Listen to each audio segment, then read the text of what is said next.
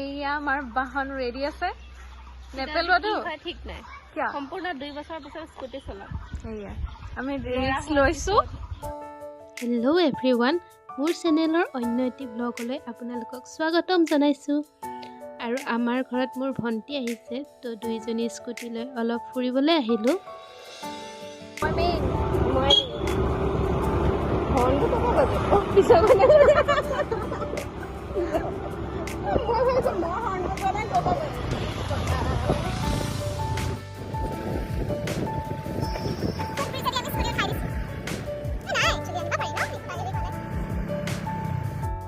আমি দুজনী লগ হৈছোঁ যেতিয়া আইচক্ৰীমনো কেনেকৈ আঁতৰাই থওঁ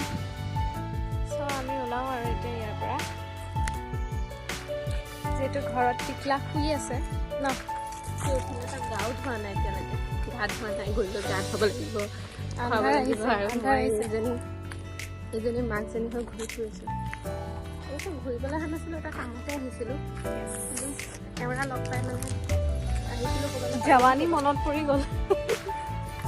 আহিছোঁ ক'ৰবাত পালোহি ক'ৰবাত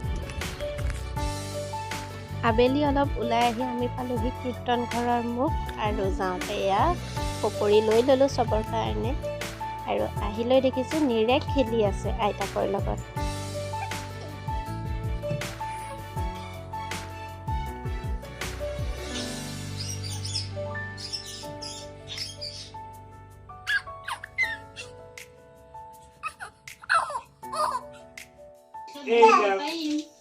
আৰু আজিৰ খানাটো বনিব ইয়াত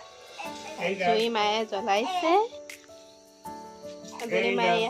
আলু পিঁয়াজ কাটি আছে আৰু এইটো কোন ধুনীৰ ককাকৰ লগত আৰু ইয়াত কল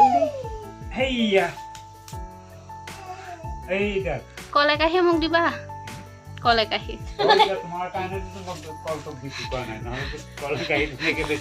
গোটেই থোপটোৱে লৈ যাম কল নিব লাগিব আমাৰ এইজনৰ আৰু এইপিনে হাঁহৰ মাংস জুইত বনাই আছে আমাৰ ঘৰৰ মেইন ৰান্ধনি দেউতা আৰু দেউতা বহুতেই টেষ্টি বনায় কিন্তু আজিকালি কিয় নাজানো ঘৰত বনাবলৈ অলপ এলাহ কৰা হ'ল আৰু আমাৰ ঘৰত এনেকৈ মাংস ভাজি হ'লে সকলোৱে খাওঁ অলপমান কোনে কাৰ কাৰ ঘৰত এনেকৈ খাই জনাবচোন দেই আমি চবেই খাই লৈছোঁ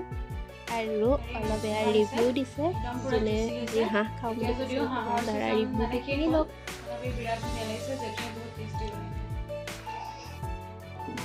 আৰু এয়া হ'ল নেক্সট দিনা আমি নগাঁও আহিছোঁ আৰু আহি দেখিছোঁ হনুমান মন্দিৰৰ মুখতে খালোঁ হনুমান জয়ন্তী যিহেতুকে 6 তাৰিখে আৰু এয়া তেওঁলোকে হয়তো পানী তুলি আনিছে কলঙৰ পৰা আপোনালোককো দেখাওঁ বুলি ভাবিলোঁ আৰু শেষত ভিডিঅ'টো ভাল লাগিলে লাইক এটা দি দিব আৰু যোনে যোনে মোৰ চেনেলটো এতিয়ালৈকে ছাবস্ক্ৰাইব কৰা নাই তেওঁলোকে ছাবস্ক্ৰাইব কৰি দিয়ক আৰু কাষতে থকা বেল আইকনটো প্ৰেছ কৰি অল কৰি থ'ব তেতিয়া মোৰ নতুন নতুন ভিডিঅ'সমূহ পাই থাকিব